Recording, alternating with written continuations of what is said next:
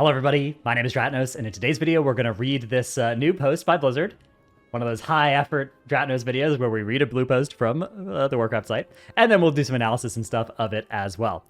So this one is World of Warcraft in 2024, The Road Ahead. Woo! It's been an incredible year for the WoW team, endlessly grateful, blah blah blah, lots of happy, nice words. This time last year I posted our first roadmap.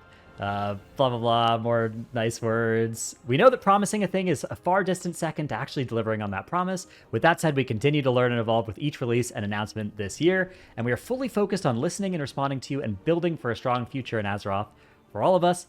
Listing everything we did this year is huge. 6 Dragonflight content updates, Wrath content updates, Return of ICC, Classic Hardcore, BlizzCon, Incredible Race to World First in Dragonflight Season 3, and Incredible Race to World First in Dragonflight Season 3. There was also a Race to World First in Dragonflight Season 2 that happened that year, but I guess the incredible descriptor isn't applicable there. And just recently, Classic Season of Discovery. This year has been one to remember, and we want to keep the momentum going. Now it's time to share a look ahead into 2024. Okay, so cool. I like that they mentioned the Race to World First here as well. That's sweet. I always like seeing that. So, okay, looking ahead at 2024. In Modern World of Warcraft, you're going to see 3 more content updates for Dragonflight arriving before War Within releases. We already knew about this as well. I think they already said this at some point. In these updates, we'll be wrapping up the story for this expansion and laying the foundation for our next one. Dragonflight Season 4 will revisit Dragonflight's dungeons and raids, along with outdoor content featuring updated rewards and a few new twists. Then, in the spring/summer, so Dragonflight Season 4 is before the spring/summer, we'll ask for your feedback when the War Within expansion alpha and beta tests drop. We'll continue to communicate details, dates, and more goodness as we get closer to content updates, just like this year. Well, most of it anyways. We have some surprises in store too. Coming up next in January, we have the Seeds of Renewal content update on tap, and we're currently keeping an eye on your feedback to the live PTR for this update, and that is on PTR right now, so you can go test it if you want. In WoW Classic, we have updates coming for Classic Hardcore with self-found support in February as a new way to challenge players and add a little more hardcore into your hardcore. Loktar Ogar. We'll also have more phases to release in Season of Discovery next year as the adventure continues. And of course, Cataclysm Classic is right around the corner in the first half of the next year. And then we have the 2 roadmaps. Now, I'm not going to talk about the Classic stuff in this video. I'm a retail content creator mostly. I did play a little bit of Season of Discovery. I think my guy's like level 13 or something, kind of got bored, stopped playing, but it does seem cool. I'm glad that that's something that they're adding more support for, and you know, a bunch of updates that are raising the level cap all along the way here with like 4 times throughout the year. There's going to be a new level cap, new raids, right? All that stuff. That seems awesome. Cataclysm Classic, I hope that's fun for the people playing that as well. But let's take a look at what's happening in retail. So up first, we have the 10.2.5, which they said January for. This one has Dragon Isles epilogues, Reclamation of Gilneas, so a bunch of story content there. Dragon Riding Worldwide, which if you have been following, they've nerfed Dragon Riding slightly in the old zones. They actually nerfed it down to like 80% speed, and then I think they buffed it back up to 85% speed. And the concern there is just those old zones are actually so much smaller geographically than the ones that they built for Dragon Riding in the Dragon Isles, that the triple speed that you can get on the Dragon Riding just makes it so you zoom over them way too fast, and it makes the world feel, I guess, way too small. So I wouldn't be too doomer about that one. And then there's also follower dungeons. This is a big feature here, actually. I think one of the potentially biggest ones for getting people into the game, getting people into, you know, PvE and stuff, into dungeons. These are basically dungeons that you can queue, and you can queue, I think, with you and up to 4 other people. Obviously, if you had 5, you could just do a regular dungeon. And then the remaining spots will be filled by NPCs that will do the dungeon with you. So, incredibly low barrier to entry way of doing dungeons. I think it's just normal dungeons, but still, really cool way to add that. It's going to be a blast as well. Even if they have this feature as just an evergreen feature going forward, I remember trying to like you have an alt, you're on that 4th Spark quest of 10.0, and it's sending you into Halls of Infusion to go and collect a fragment from the last boss. If you're doing that in the first 2 weeks, it's not too bad, but then that dungeon's not in the M+ rotation, and you've got that quest, and it's like, you know, you're doing it after the quest actually came out, so the only other people that are doing that dungeon, like, also don't have, or like also have that quest, or, you know, it's just hard to find people for it. So this is going to be huge for getting any kind of dungeon quests done in those base dungeons, on your alts, on your main, if you're somebody who just doesn't want to interact with people, which obviously MMOs are about interacting with people. It's an important way to... a lot of the content is keyed around that, but I think it's really nice to also let people do some of the stuff solo, right? And have that be something you can do. So I think follower dungeons are going to be a huge step forward for that. Azerothian Archives, which is another lore feature that actually looks pretty cool, and I don't want to talk too much about because I've seen a little bit about it, and it actually seems pretty neat tie-ins with a lot of the old, story parts of the game. So I will look forward to checking that out as well. And then Outland Cup, a new cup for dragon riding in Outland, which I did the Kalimdor one. I haven't done Eastern Kingdoms. I might go back and do that soon, but I do think regardless of whether I do Eastern Kingdoms, I'm going to do Outland, because Outland has just some of the best skyboxes out there, right? That's those zones are they have a lot of nostalgia, but I think just objectively as well, if you look up in the sky in Hellfire Peninsula, that's something special. And then there's also a Hearthstone anniversary event, which is being obscured just behind my camera here. Actually, you know what? I can do this. There's a Hearthstone anniversary event just over here. I assume this is about Hearthstone and not about WoW, because WoW's just had we've just had the 20th anniversary of WoW thing, and maybe it's about to be an anniversary of Hearthstone coming up. But yeah, it's interesting they put that in the WoW roadmap. Maybe there will be some tie-ins with WoW, because obviously Hearthstone, is in the Warcraft universe too. So interesting. We'll see what that entails for WoW.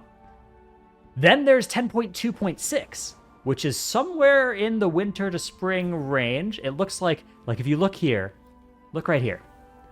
You see this right here, these pixels? These look like the edge of this slash, right? And these slashes are breaking up the seasons. So right before winter turns into spring, if that's accurate, we're going to have 10.2.6, which has a pirate flag, I assume, right? This is very pirate themed. It's to the level where it's either pirate themed or they are debating us and making us think it's pirate themed. But it's weird that there's just no features listed here. So something to do with pirates. It sucks kind of because there's a lot of big features people want to be associated with the pirate expansion that were being speculated about before we knew what War Within was going to be, right? It was the whole oh, is it a pirate expansion? Here's all these cool things I want my own ship, blah, blah, blah, blah, blah. And there's no way, right, that a 10.2.6, right, a patch of that small scope fitting in between, two other minor patches is going to have those kind of major pirate features. But, I'm excited to see what it does. I think it's cool as well that they've kept something, surprisey here. We'll see what it actually ends up being. Then there's the War Within Alpha as well, which is right here, and that one looks like it's right as, or maybe again, I guess the midpoint of this banner is right before these slashes, but either way, somewhere around then is when they'll start the alpha. Then Season 4 comes out. Season 4 comes out after 10.2.6, but before 10.2.7, so it'll be a season without a patch, which is fine because the season doesn't bring any new content, really. It's Dragonflight Raids Revisited, which they're avoiding using the word faded, probably because the word faded has gained a lot of negative sentiment around it, especially when it became clear that we weren't getting a new raid in this time span here, right, in this spring area, when usually there would have been one going back before Shadowlands. So I'm not surprised that they've dropped the word faded. I hope that Dragonflight Raids Revisited is a better version of faded. Faded was not bad in the raid side of things, but there's definitely stuff they can tweak with how they do that. I am also, the fact that it says Dragonflight Raids Revisited does also probably indicate that they're not going to do Faded Nighthold, for instance, in this Season 4, which is also something I was kind of hoping they would do. I would have loved, a little bit more shaking things up rather than, say, doing Razageth, Sarkareth, and Fyrakk in this season, but that's okay. We'll see. Hopefully, maybe they have some cool twists on some of the fights based on how they went the first time. or maybe they just have better affixes than those old Fated affixes to throw in these raids. I don't know. New PvP season, new M Plus season, new open world rewards, also cool. I hope the M Plus season is just all the Dragonflight dungeons, because I feel like we haven't had enough time with like Algathar Academy, with Azure Vault, right? Like these dungeons. We only had each Dragonflight dungeon for one season so far, and it feels weird for a 2-year expansion to have the new dungeons only for 6 months each, and have equal time with like returning dungeons, each returning dungeon that came back this expansion. So I hope the M Plus season is just either 8 or 10 Dragonflight dungeons, and I think 10 would make sense, because we've also got those Dawn of the Infinite dungeons that also have only had one season, but maybe you could cut those out, especially if... I know there's some... I've seen some negative sentiment about Dawn of the Infinite. I don't know how widespread that is within the community. I personally think those dungeons are kind of cool, although they scale pretty nasty into high keys, but I think they're good dungeons overall, so... Yeah, we'll see what they do with the season. I hope they bring back just all the Dragonflight dungeons, and I hope they try a seasonal. I hope they either try a new seasonal or return a good old one, if they don't think they have a good new one. But I understand that seasonals have kind of just left, and they maybe want to do a little bit more before they experiment with bringing them back. But that definitely is... I think if they did something like toned down, like delete bolstering, bring back a seasonal... bring back 2 seasonals. Have 2 old popular seasonals and alternate between them week to week instead of Tyrannical and Fortified, even, perhaps. That could be a really fun experiment to run in Season 4. Just saying. New open world rewards as well, so hopefully this is like a, Dream Surge, Fyrak Assaults, Primal Storms, Forbidden Reach rares, Zarelek Cavern rares, Emerald Dream rares, 10.0 super rares. Hopefully they find a cool way to just like bring those all up to the same... Time Rifts, bring those all up to the same eye level, and then, have it be actually like a nice, easy, fun way to gear your alts and stuff up to... Honestly, like, right now you get adventure gear, I think, out of those forms of content, and I wouldn't mind seeing that go up to champion track gear during Fated, because getting champion track gear out of the raid should be even easier during Fated than it normally is. So maybe we can also make it easier from the open world too. I don't know, just spitballing here. Then we have Dark Heart in 10.2.7, which that's a dungeon. That's a dungeon this season. So cool. Now this one also has Timerunning Pandemonium. A lot to unpack here with this. First of all, it's not time walking, it's time running. And second of all, Pandemonium is spelled with panda in it. I think there's a E or something after this A if you're spelling it the correct way. So that suggests there's a whole Wowhead post I found. Well, not I found. There's a whole Wowhead post that was made very recently that anybody who checks Wowhead frequently will have found, where they dive into what this might mean, what panda might mean. But obviously the possibilities here are Mist's time walking. That seems likely because it's probably about time for the Mists, the next time walking, which will be Mists, to come in here. But also time running instead of time walking. Could it be challenge modes? Or like M plus versions of the challenge mode dungeons? Obviously they've already done, Jade Serpent from that era, but that's something they could do.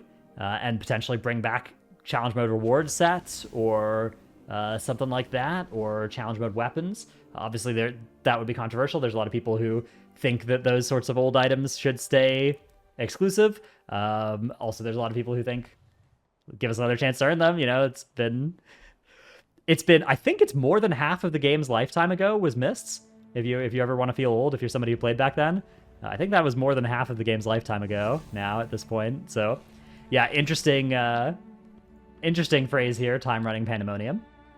Harbinger quest, which this will probably tie... So Harbinger is an interesting word. That was Unot's title, Unot Harbinger of the Void. And also, it's, we know that like Xalatath and the Void and stuff they're themed in the expansion after War Within. It's like Midnight is the 12.0 expansion, which, by the way, Midnight, 12.0, 12, right? 12, Midnight. That's beautiful. Love that. But yeah, so Harbinger quests potentially tying into that, or potentially are just quests about the voices that, Thrall and Anduin and Jaina and whatever are all hearing. Then we got Troll and Draenei Heritage Armor. Sweet. I would play, a lot of my characters would be male trolls if I hadn't race changed them to, you know, dwarves or whatever for high-end content over the years. But yeah, that's cool. Looking forward to that. And a new holiday event as well. A new holiday event towards the end of spring. I wonder what it could be. Could be, I mean, a completely new one as well. So that's a mystery. Because we already have, what, Noble Garden around then? Yeah, and then there's summer. Maybe something, I don't know. Could be something like Cinco de Mayo themed around here. Possible. I don't know, because I don't know what other holidays are like in this spot on the calendar. I'm sure there are a lot. I don't have a calendar in front of me. I'm not. None of them are jumping to mind. I'm sure there are some though. Then we have the War Within beta at some point in this period as well, which I believe the beta you just get access to if you buy the Epic Edition as well. Which I've seen some people complaining about that. I find the 3-day early access in the Epic Edition to be kind of icky. I think that the beta being something that you can buy rather than being something that's like super RNG is probably better. Like, it's probably better than the old betas where you either had to like know somebody who knew somebody, or get lucky to get in the old betas.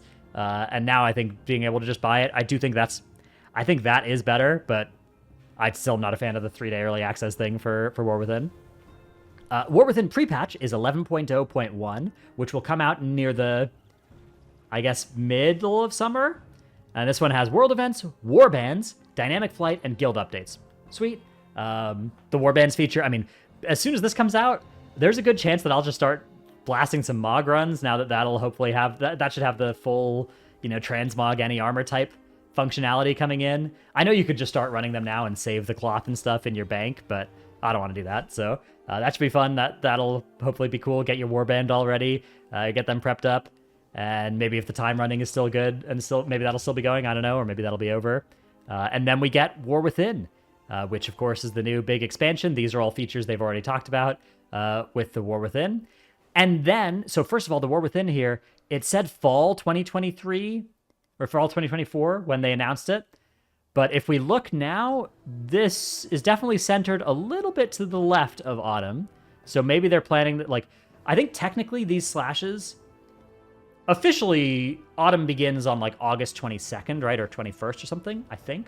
I could be making this up. It could be September, actually. You know what?